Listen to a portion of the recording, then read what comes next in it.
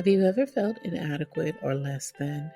Psalm 139:14 says, I will praise you, for I am fearfully and wonderfully made. Marvelous are your works, and that my soul knows very well. One of the things that I have always been in awe about is the human body, how intentional and precise God was when He created humanity. Listen, it's so wild to me to think how a baby tooth is placed and the new tooth stays with us for the rest of our lives. Tell me, y'all, who else but God, okay?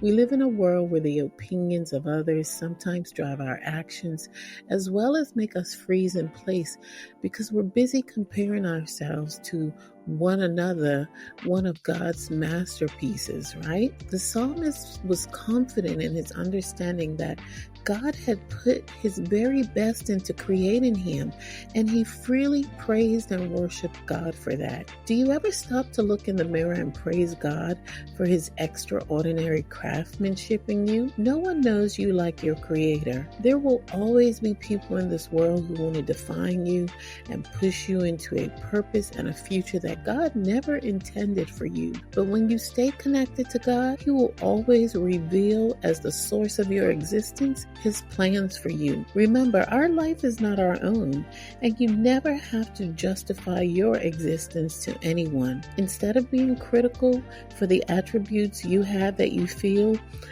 don't quite fit in who you think you should be, praise God for how He created you and ask Him to teach you how to be the best version of yourself. Thanks for joining me for another 1 minute on Purpose.